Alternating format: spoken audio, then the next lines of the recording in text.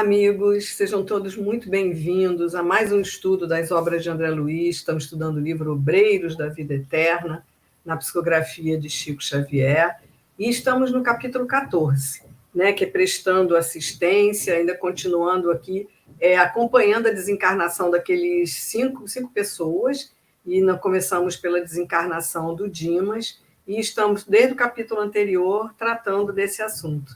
Não é isso, Thelma? Tudo bem, Thelma? Tudo bem, é isso mesmo, esperando que os nossos amigos estejam bem e nós estamos, então, acompanhando, né, o desligamento desses liames físicos e os liames espirituais aí né, do Dimas.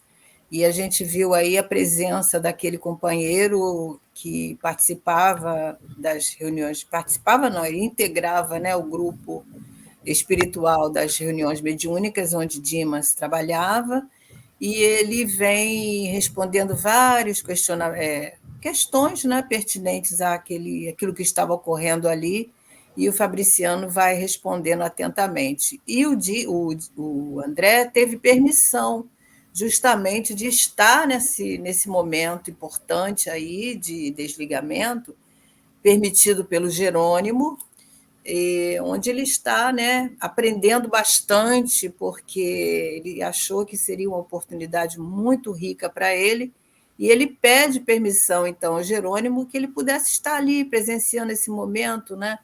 E foi permitido, e ele está tendo muito proveito, né, nesse aprendizado. E nós também, né?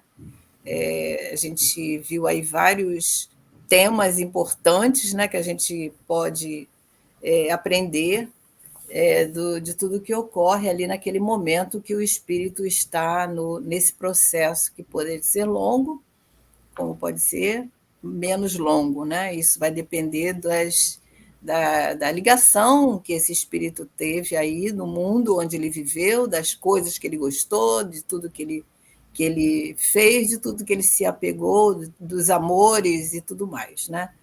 Então, agora a gente vai continuar ainda nesse desligamento, né? E a gente vai ver na parte segunda. E a Márcia agora vai ler para nós. E a gente vê que esse cenário, né?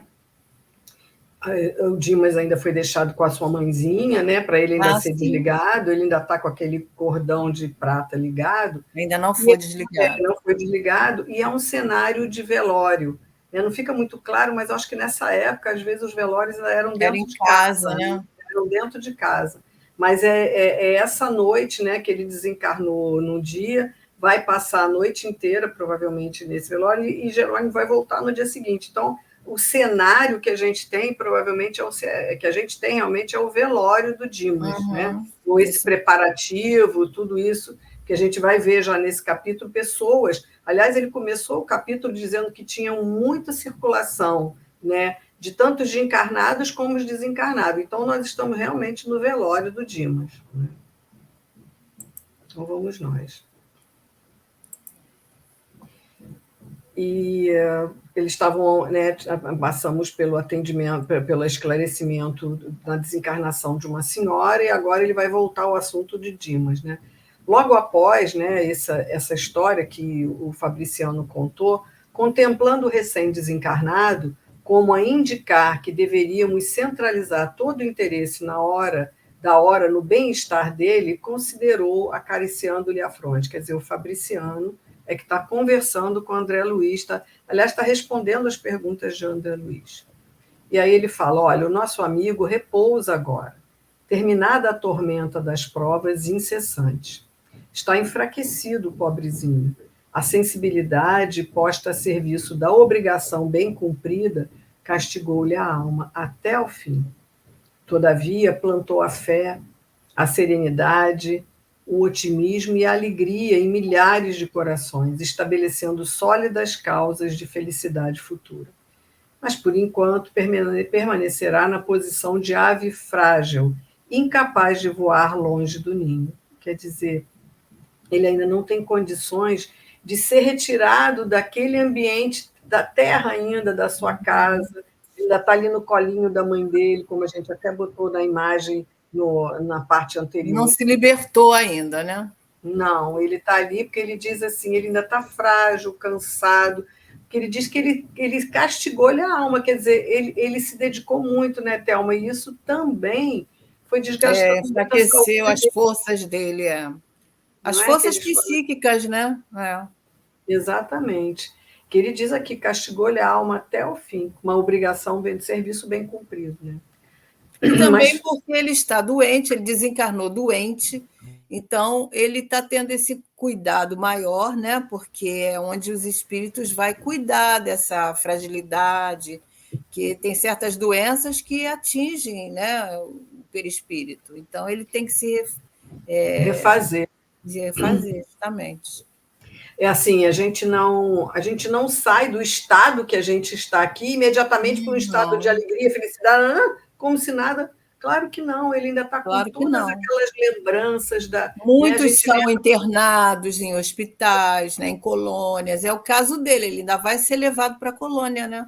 para refazer esse Para perispírito que refazer. está com as marcas, porque a gente lembra que ele teve uma cirrose hepática, com o Uhum, fígado bem depauperado, que não foi pela bebida, foi pelos desgastes de tudo o trabalho que ele fazia, com sem horário para comer, com uhum. se alimentando mal. Então a gente vê todos os desgastes que o Dimas teve, e ele não sai de uma hora para outra, assim a gente vai precisar de um tempo de refazimento.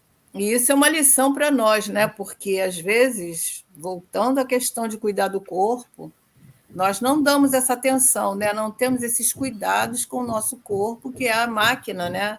É como uma máquina que a gente trata mal, usa mal e ela vai se desgastando antes da hora, né?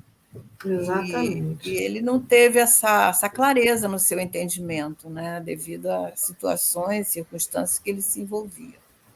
E aí a gente vê a mãezinha dele falando, desde que o André saiu e voltou, ela fala, olha, que felizmente ele vem melhorando de modo visível. Os resíduos que o ligam ao cadáver estão quase extintos. E é interessante que relendo esse livro Voltei, Thelma, me lembrou uma coisa que bem interessante que o doutor Bezerra fala, não sei se eu vou achar aqui, quando ele fala do desligamento do irmão Jacó, ele Uhum. diz que todos os nossas ligações com os nossos objetos, até dos objetos da nossa casa, Ficam imantadas. influenciam, imantados e influenciam nesse momento. Então, o doutor Bezerra fala isso para ele, né? E achei interessante que ele fala assim: a gente não pode te desligar agora, porque você ainda está muito, muito ligado, né, a esses objetos, essas coisas. Então, a nossa necessidade de desapego, né? É. Necessidade de desapego mesmo. Então, ele fala isso para ele, o doutor Bezerra fala ao irmão Jacó. Então, mas independente da gente saber se esse era o caso do Dimas, não, ele ainda estava muito ali prostrado pela própria doença, cansado, com aquela situação toda, com a esposa dele num sofrimento incrível pela desencarnação dele. Mas ela disse que ele já estava melhorando. Olha, os resíduos que o ligam ao cadáver estão quase extintos. Então, eles já tinham resíduos que ligavam ali, né? Então, é isso. Podemos ir, né? Relanceou o olhar pelos ângulos da modesta residência e acrescentou: se fosse possível receber maior cooperação dos amigos encarnados, ser-lhe-ia muito mais fácil o restabelecimento integral. No entanto, cada vez que os parentes se debruçam em pranto sobre os despojos, quer dizer, sobre o corpo dele ali, é chamado ao cadáver, quer dizer, com prejuízo para a restauração mais rápida. Olha que importante que ele está falando. A gente viu lá na outra parte que, como a gente já disse aqui, que tinha muita gente, de encarnado e desencarnado ali Uhum. presente, né? Então, cada vez que, né, e a gente tem muito esse hábito, aqui a gente, muito importante a gente falar que vai ser a questão do velório, né, Thelma? Então, a Sim. gente, assim, a gente chega, aqueles parentes que chegam no corpo, que não se conformam, que choram, Choram ali, né? não é E não? chamam pelo desencarnado. O que, que eu vou fazer agora? Minha vida acabou, né? Isso é uma coisa muito negativa, porque cada vez desse sofrimento ele não consegue, né? E aí a mãezinha dele diz que cada vez que vem um parente, se debruça em prantos, ele que já está desligado, o que, que faz? Ele volta ao cadáver. E aí ele começa a sentir todo o mal-estar que ele sentia ainda quando encarnado, porque ele estava passando muito mal. Então, se ele volta ao corpo, ele volta, apesar daquele corpo já não ter mais vida, mas a memória dele, de tudo aquilo que ele estava sofrendo, ele volta a sentir. E aí ele fica mal de novo, né? Aí Fabriciano fala assim: lamentavelmente, porém, nossos irmãos encarnados não possuem a chave de reais conhecimentos para organizar a ação adequada a essa hora. Em vista disso, fala a mãezinha dele, insisto para que Dimas durma, embora o sono, que poderia ser calmo e doce, esteja povoado de pesadelos. Então, assim, o esforço desses espíritos em volta, quando nós desencarnamos, para nos mantermos, né, equilibrados, sem o mínimo de sofrimento possível, né, Thelma? Porque isso a gente não tem noção, a maioria de nós, né, não temos noção, a gente vê os velórios, as conversas desagradáveis, às vezes piada, pensando que aquele companheiro não está ali, né? Ah, morreu, né? Então, mas ele está ali. E falando da vida dele, uns Da vida falando dele, bem, outros relembrando dizendo. fatos, né? Fatos às vezes desagradáveis, falando das coisas negativas, que não era muito o caso do Dimas, né? Porque ele foi uma pessoa boa, mas teve esse momento, com certeza, agride o espírito no sentido emocional, né? É uma dor que ele sente também da separação, porque o espírito sofre também, o espírito sente, né? Por exemplo, a mulher, os filhos, né? São vínculos ali que tem, né? De laços, de amor. E quando há esse apego, eles também sentem, né? Logicamente. Podemos passar? Podemos. Diante da surpresa, André Luiz fala, né? Diante da surpresa que me absorvia, o companheiro apressou-se a esclarecer. As imagens contidas nas evocações das palestras, quer dizer, das conversas, incidem sobre a mente do desencarnado, mantido em repouso depois de rápido mergulho na contemplação dos fatos alusivos à existência finda. Não somente as imagens, por vezes, nossos amigos presentes, fecundos nas conversações sem proveito, exumem com tamanho calor a lembrança de certos fatos que trazem até aqui alguns dos protagonistas já desencarnados. Então, olha o que ele tá, olha esse parágrafo que ele está dizendo para a gente.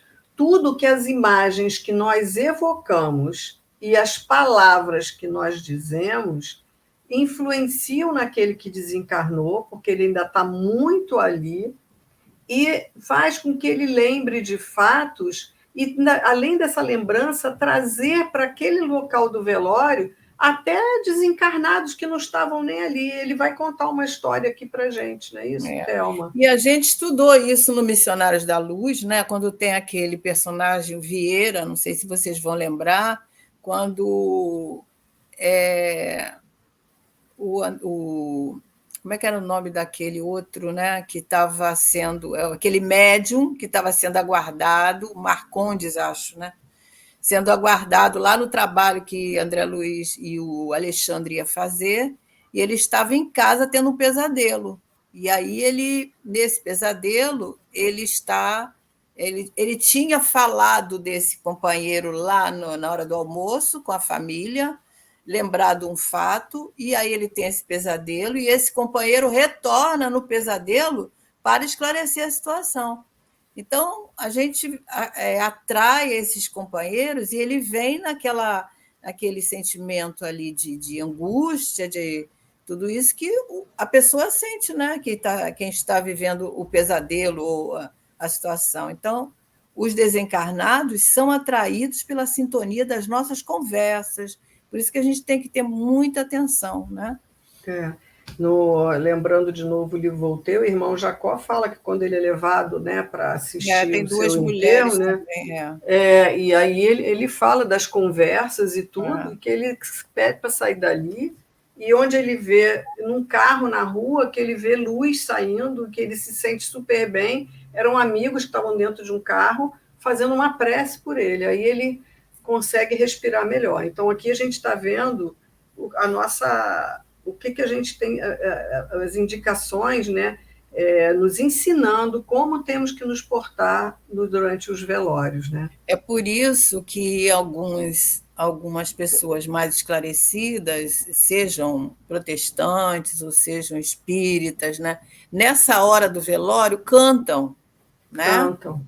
Porque o cântico, a música, né, ela ajuda esse desprendimento, ela traz uma ambiência mais favorável para evitar o quê? As conversas. Porque a música também é um tipo de oração, né? Então, se a gente não puder ter esse ambiente, a gente deve estar em espírito de oração.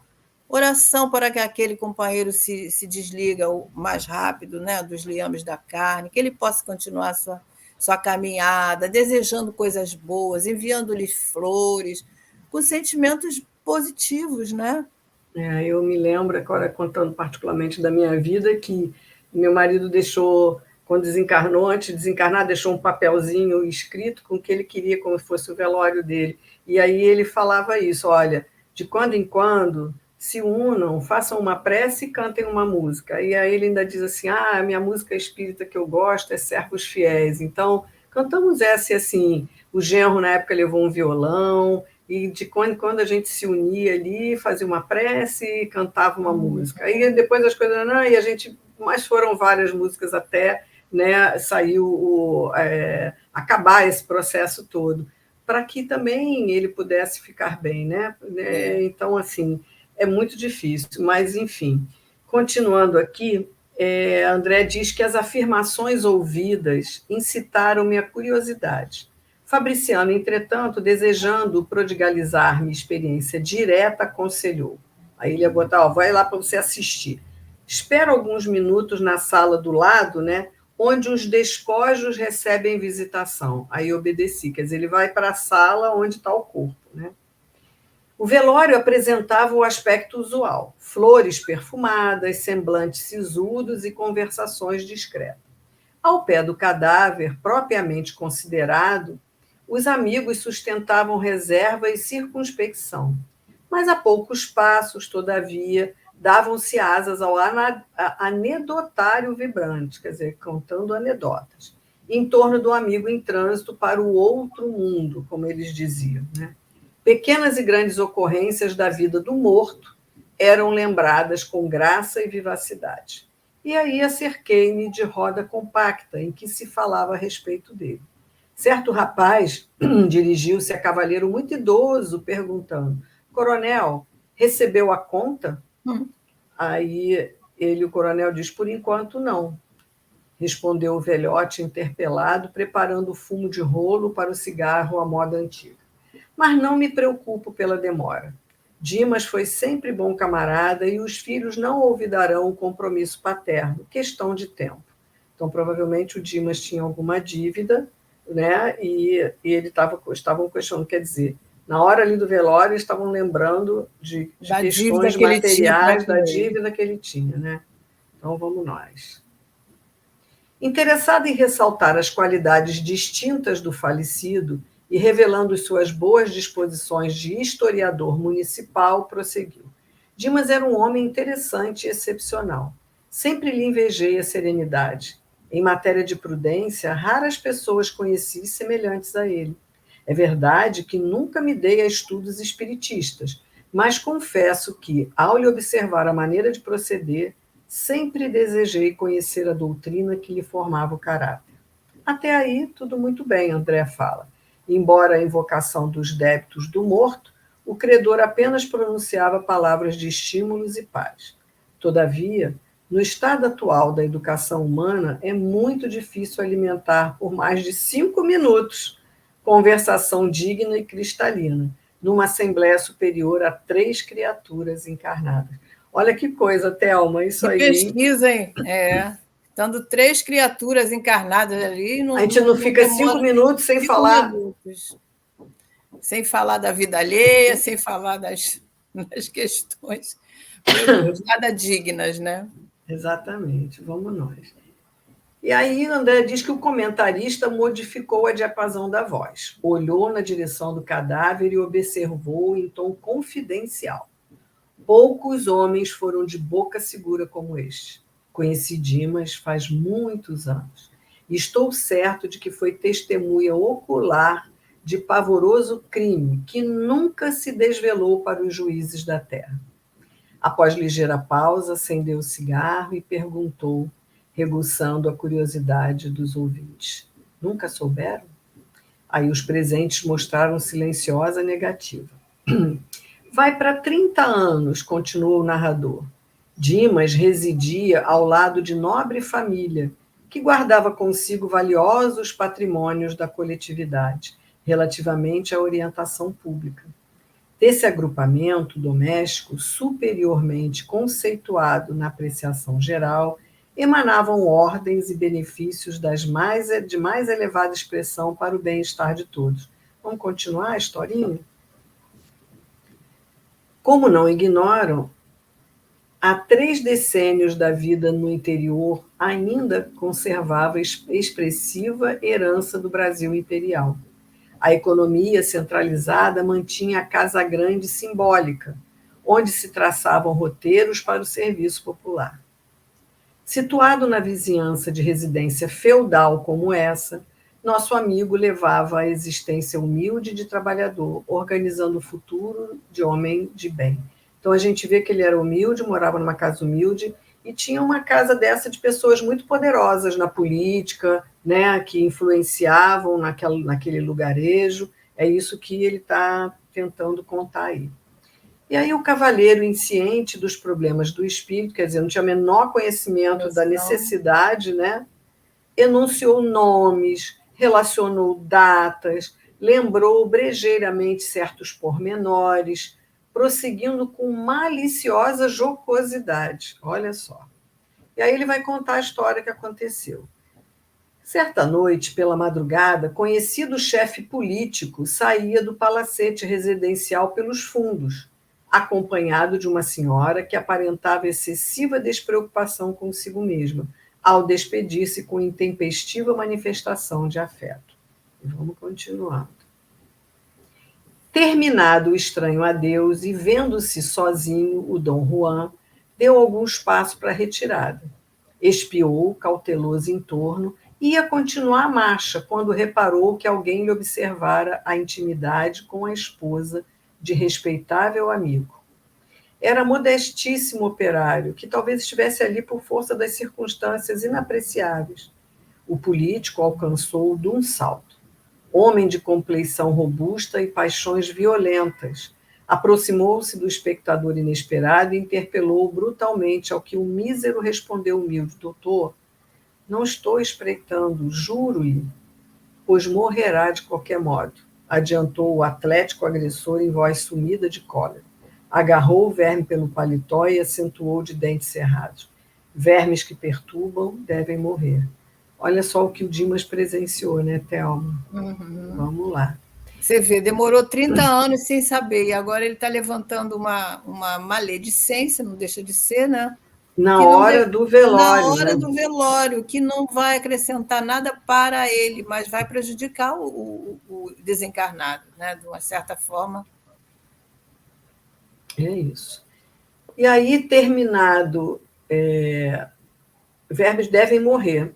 E aí, eu acho que eu repeti alguma coisa aqui, Thelma. Não me mate, doutor. Não me mate, rogou o infeliz. Tenho mulher e filhos, saberei respeitá-lo. Respeitá-lo, né? Vamos nós. Então, passa outro aí, que eu acho que eu... Não valeu a vítima dobrar-se de joelhos na súplica, porque o homem terrível, cego de fúria, tomou a arma e desfechou-lhe certeiro tiro no coração. Afastando-se correndo, né? Saiu correndo dali. Dimas, tendo observado os fatos a curta distância, gritou, fazendo-se ouvir pelo assassino, que o reconheceu pelas exclamações, e correu no sentido de amparar o ferido, mas, em verdade, a vítima nem chegou a gemer.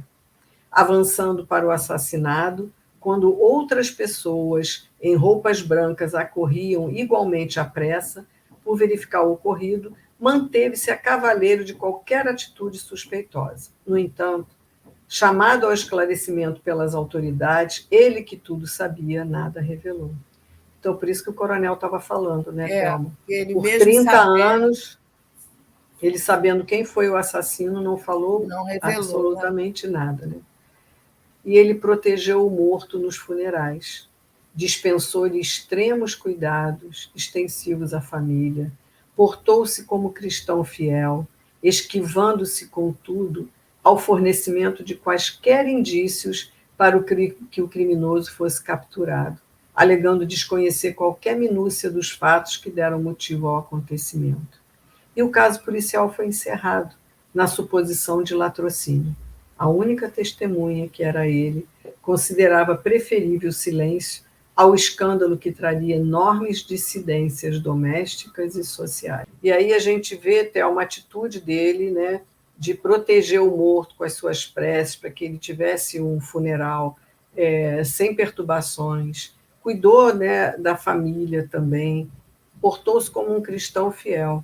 E nessa hora ali, da hora do velório dele, a gente vê esse caso que estava ali escondido, vamos dizer assim, há 30 anos, Sendo esse divulgado, coronel né? sendo divulga esse caso no meio do velório. Né?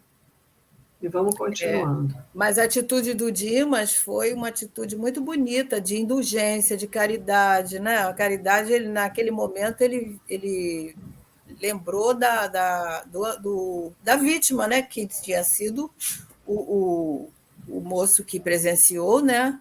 Embora ele nem conhecesse, né? Ele atendeu nas necessidades dele, né? A verdadeira caridade. E aí o coronel continua, né, contando a história. Vamos ver aqui. Peraí, vamos nós. E o narrador fixava os despojos e acentuava. Boca segura, o coronel falando. Não conheci homem mais discreto. Certo ouvinte... Ao contrário dele. Ao contrário dele, né? E aí o outro que estava escutando perguntou, mas, coronel, como é que o senhor veio a saber dessas particularidades? Se Dimas não chegou a falar nada com ninguém, né? Não denunciou, não fez nada. Aí pior ainda agora, né? O interpelado fez um gesto de franca satisfação e acrescentou: vantagem da boa amizade com os sacerdotes. Meu velho amigo, o padre F., que Deus o guarde, quer dizer, já desencarnou também, contou-me o fato, sumamente impressionado. Ouviu o assassino em confissão antes da morte dele e obteve todos os pormenores da obscura ocorrência. O homicida, cuidadoso na exposição das faltas, não se esqueceu de nomear Dimas ao vigário, como exclusiva testemunha do pecado mortal cometido. O padre, contudo, excelente amigo, cheio de experiência do mundo, não trouxe o caso a público. Olha que até... Uma coisa que deveria de ser assim... De confissão, não é? Porque não pode ser falado, né, Thelma? De total... ele não tinha o direito de fazer isso, né? Porque isso aí vai contra os princípios cristãos, né? Você vai ouvir a dor de alguém e vai contar para outro, né? Quer dizer, a maledicência aí estava assim, né? De uma forma exorbitante, mas vamos ver, né, o que vai acontecer ainda em relação a isso, né? Bom, e as pessoas envolvidas no drama deixaram descendência distinta, e seria crueldade rememorar o acontecimento tão triste, né? E o narrador André Luiz falando para a gente, o narrador estampou curiosa expressão no rosto e rematou apagando o cigarro. Tudo passa. Morreram a vítima, a adúltera, o assassino, o confessor e agora a testemunha. Certo haverá lugar fora deste mundo para fazer-se justiça. E aí André Luiz fala que nesse momento, horrível figura seguida de outras, não menos monstruosas, olha isso, surgiu de inesperado, acercando-se do leviano comentador. Ouviu-lhe ainda as últimas palavras, sacudiu e gritou: sou eu o assassino, o que você quer de mim? Por que me chama? É juiz? Então, olha o perigo, porque Fabriciano já tinha dito para a gente, com as nossas conversas, a gente perturba o ambiente, perturba o desencarnado Atrai e ainda espíritos atrai espíritos desencarnados para aquele ambiente. em Olha, desequilíbrio, é. Uhum. e aí ele atraiu o assassino, que já está desencarnado, e o André Luiz disse que foi uma figura monstruosa, vocês Certamente, né? imaginam. Envolvido nesse drama terrível, né? E culpas, né, de De tudo isso. culpa, de remorso, de. Bom, remorso não sabemos, né? Mas culpa e raiva agora, né? Da pessoa que está revelando. Pois é. E aí o narrador não enxergava o que eu via, quer dizer, o narrador nem sentiu esse impacto, mas seu corpo foi atingido por uma involuntária estremeção, quer dizer, esse empurrão, o outro que deu, ele chegou a tremer, que arrancou o abafado riso dos presentes. Quer dizer, ele deve ter feito isso, e aí os Dado, presentes, é, né, um trimelique ali, os percebeu. presentes riram. Logo após, o homicida desencarnado, atraído talvez pelo cheiro forte das flores reunidas na essa antigamente era o nome do estrado que botava o caixão, Uhum. né? E a essa improvisada, porque era dentro de casa, né? Pode ter sido em cima de uma mesa, Uhum. teve a perfeita noção do velório, quer dizer. E aí ele viu, quer dizer, o desencarnado, aquele foi o assassino, ele viu que ele estava no velório. Abalou-se, precipitado, pondo-se na contemplação do morto. Reconheceu-o, estampou um gesto de profunda surpresa, ajoelhou-se e gritou: Dimas, Dimas, pois também tu vens para a verdade? Onde estás, bom amigo, que me velaste a falta com o véu da caridade sem limite? Socorre-me, estou desesperado. Onde encontrarei minha vítima para suplicar o perdão de que necessito? Ajuda-me ainda, tem compaixão. Deves saber o que ignoro. Socorre-me, socorre-me. Olha o desespero dele, né, Thelma? Não, a gente Porque vê que os nossos comentários às vezes são tão infelizes, né? Porque a gente vai criticar, vai julgar alguma situação que ocorreu, sem pensar que aquele que passou por isso, aquele que viveu isso, está em culpa, em sofrimento também, o remorso. Ele está sentindo remorso. Eu falei que, né? Porque isso é o remorso. Ele está ali necessitado de compaixão. Então, olha que exemplo de Dimas, quer dizer, um homem simples, sem grande conhecimento, mas ele realmente ele vivia o que ele praticava, né? Aliás, que ele conhecia, né? Que é o Evangelho de Jesus, a doutrina, no seu amplo aspecto, né? Viu que tem um comentário, né? Esse mesmo senhor fala, né? Que ele foi atraído para conhecer a doutrina devido ao comportamento de Dimas. Então, Dimas realmente deixou sementes aí bem saudáveis, né? Bem de grande trabalho que ele verdadeiramente se dedicou. Muito bonito esse exemplo, né? E veja que ele fala aqui, que me velaste a falta com o véu da caridade sem limites. exatamente. E é interessante, Thelma, porque ele quer encontrar aquele que ele assassinou. A gente pode supor aqui que esse que foi assassinado está em outras esferas, porque não está obsediando esse Não, que foi seu assassino. Porque poderia estar ali perturbando, né? Ele está me perturbando, e não, ele quer está em encontrar paz. para pedir perdão, né? Então é bem Agora a interessante gente isso. fica pensando assim, se o Dimas tivesse tido outra atitude, né? Vamos supor que ele denunciasse esse crime, né? Se fizesse ali o herói, e olha só o prejuízo que ele estaria colhendo na hora da sua desencarnação, né? Porque esse amigo está comentando o fato e esse que foi o causador do crime, né? Que foi como é que fala, o que praticou o crime, poderia estar ali como obsessor, né? Exatamente. Como obsessor dele e do outro, né? Mas é isso, vamos nós. Deixa quem tem que ir, né? Ao lado do infeliz, em rogativas diversas entidades sofredoras permaneciam estáticas. Mas Fabriciano surgiu inesperadamente e ordenou aos invasores o afastamento imediato. Quer dizer, para limpar, que ele fala aqui, ó, limpa a câmera, um novo amigo dirigiu-se a mim observando. Quer dizer, o Fabriciano, quando viu aquele tumulto espiritual ali em volta do Dimas, sai todo mundo daqui, para não perturbar mais ainda o Dimas, né? Garanto que este grupo entrou nesta casa por invocação direta, quer dizer, e aí ele não estava lá. O André Luiz narra para ele o que aconteceu, o que ele ouviu, né, e vira. E aí o Fabriciano ouve calmamente e pondera. A observação feita por nós mesmos é sempre mais valiosa. Dimas, não obstante dedicado à causa do bem e compelido a grande esforço de cooperação na obra coletiva, descuidou-se de incentivar a prática metódica da oração em família no santuário doméstico. Por isso, tem defesas pessoais, mas a residência conserva-se à mercê de visitação de qualquer classe. E nós comentamos isso lá no início. Então, ele tinha todo um cuidado até com ele mesmo, mas ele não tinha, vamos dizer, o hábito da prece ou o hábito do evangelho no lar.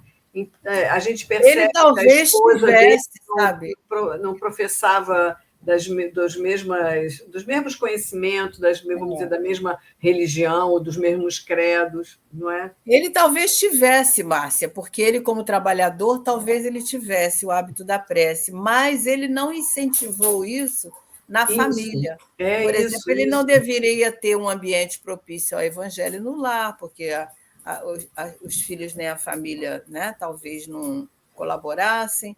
E aí a gente vê a falta que faz dessas defesas espirituais na nossa casa, no nosso santuário doméstico, né?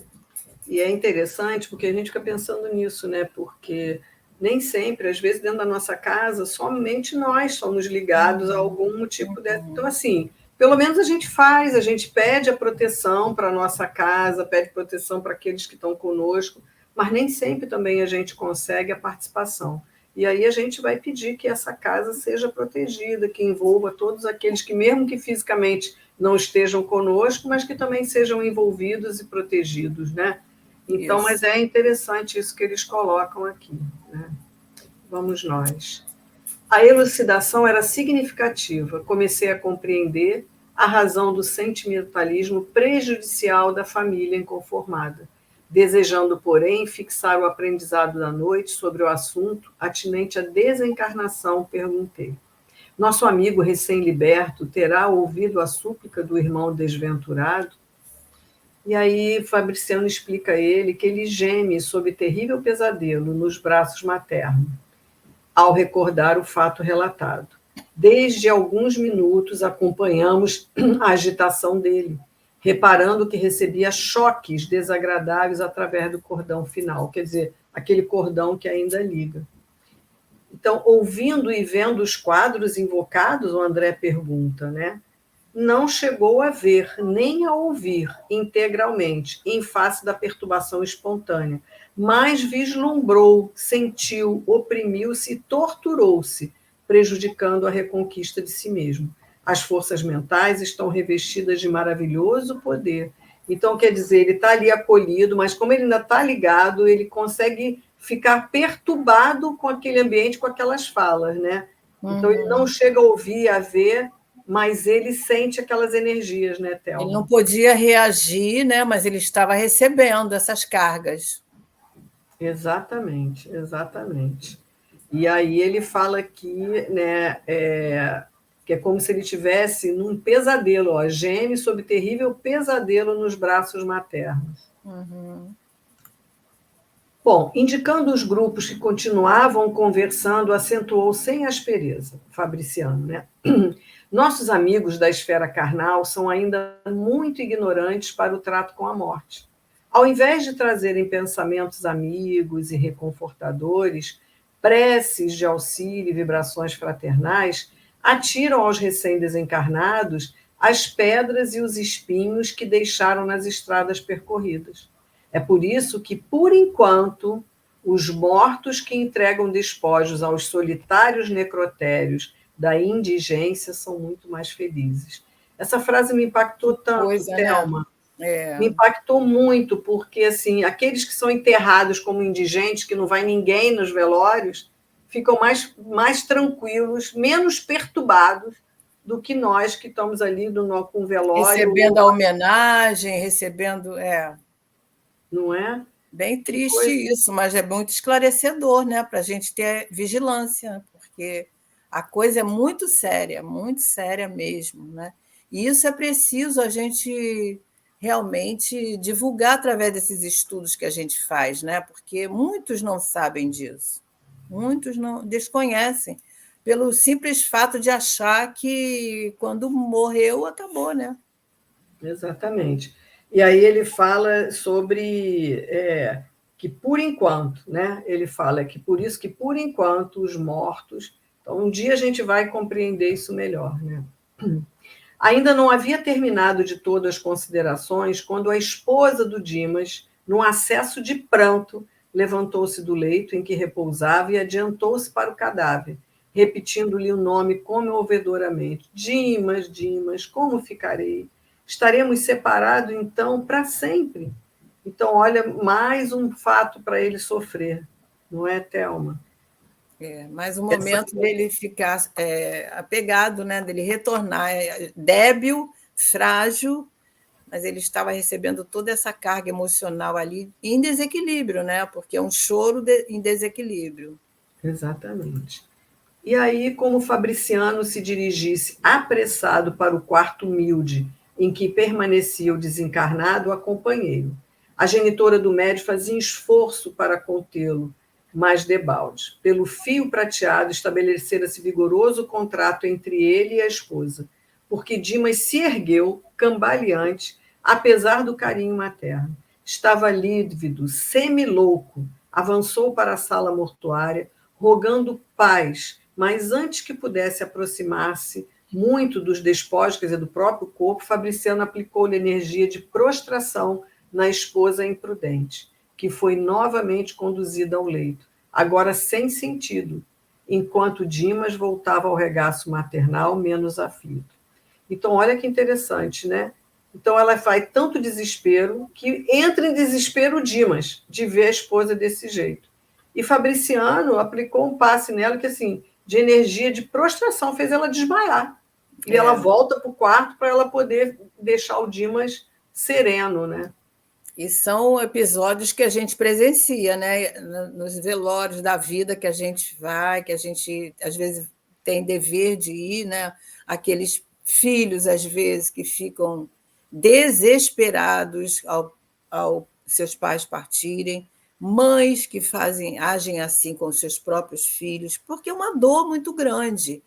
Mas a falta de conhecimento leva a gente tem que entender isso, leva ao sofrimento do desencarnado, né? Não é uma coisa cruel. Você vê que ele levanta ali, cambaleante, né? Débil, frágil, e se ele chegasse, ele é detido, mas se ele chegasse ali, seria muito maior sofrimento ainda, né?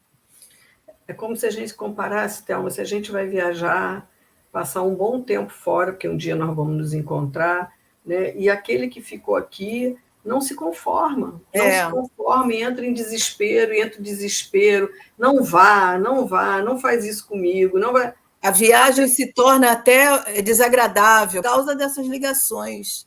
Né? E assim você não deixa a pessoa viver em paz e seguir o seu caminho.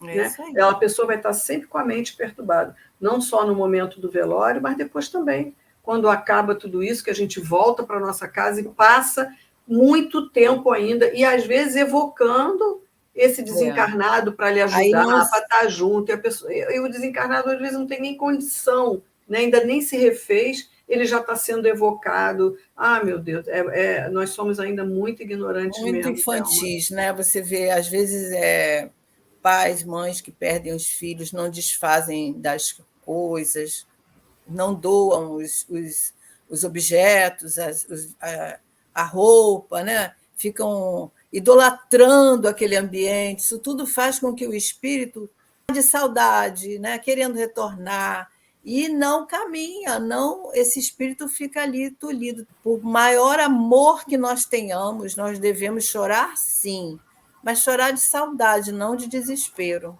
É. E a gente tem uma página bem parecida naquele Ressurreição em Vida por Dona Ivone, que é O Sonho de Rafaela. É Ah, lindo, porque também. que é a história é mais ou menos parecida. Bom, então vamos nós aqui. Aí o Fabriciano esclarece André Luiz, né? Há situações em que o drástico deve ser medida inicial, quer dizer, tomar uma ação drástica, aquela de fazer a esposa desmaiar e voltar para o leito, deve ser medida inicial. Nosso irmão muito fez pela harmonia dos outros durante a existência e merece libertação pacífica. Sinto-me, pois, no dever de garanti-lo para que se desembarace dos últimos resíduos que ainda o inclinam à matéria densa. Outros amigos e afeiçoados do médio chegaram ao ambiente doméstico, interessados em ajudá-lo, e como a noite ia muito alta, despedi-me dos companheiros, pondo-me de regresso ao acolhedor asilo de Fabiano. André Luiz então volta, né? No outro dia, ao me avistar, disse-me o assistente Jerônimo após a saudação inicial: Espero, André, que o velório lhe tenha trazido úteis e instrutivos ensinamentos. E André diz que sim. O estimado assistente falava com muita propriedade e razão. Eu aprendera muito durante a noite. Aprendera que as câmaras mortuárias não devem ser pontos de referência à vida social, mas recintos consagrados à oração e ao silêncio. E a gente ainda vê, Thelma, que esses velórios que eram dentro de casa, às vezes eram verdadeiras festas, Mais né? Tinha grave ainda, comida, bebida, antigamente mas ainda tinham outros atos. usava, né? A gente vê pelas novelas, pelas películas que a gente vê na televisão, no cinema, as pessoas utilizando até bebida alcoólica, né? Nesse momento, festejando o morto. Não é festejando, mas é como se fosse uma homenagem. E agora você É, vê, né? E nesse momento, ainda com a bebida alcoólica, ainda atraindo mais espíritos ignorantes, né, para junto daquele ambiente. Então é muito delicado, né, essa questão do velório, e a gente deve se debruçar em cima desses ensinamentos para a gente não fazer parte, né, dessa dor que podemos causar aos nossos entes queridos ou aos nossos amigos. exatamente. E André, então, termina aqui para a gente dizendo isso, que a gente deve estar num local desse consagrado à oração, quer dizer, orando e em silêncio. E aí nós chegamos ao fim desse capítulo, né? Esperando que a gente tenha tomado consciência do que a gente Deve ou não, né? deve ou não fazer no momento desse, né, de estarmos presentes a esse tipo de cerimônias, mas ali a gente de estarmos ali amparando a família e também e cuidando daquele que Ajudando o desencarnou, desencarnado, né? ajudando a ele a seguir o seu caminho, a se libertar desses laços que porventura ainda esteja preso, que a gente não vai saber, mas é É, nesse sentido. é isso Então é mesmo. isso, né, queridos? Até o nosso próximo Até o capítulo. próximo capítulo, né? E esperamos que esteja sendo bom para todos, conforme nós estamos aproveitando, né? E é isso. Até lá. Até lá, se Deus quiser.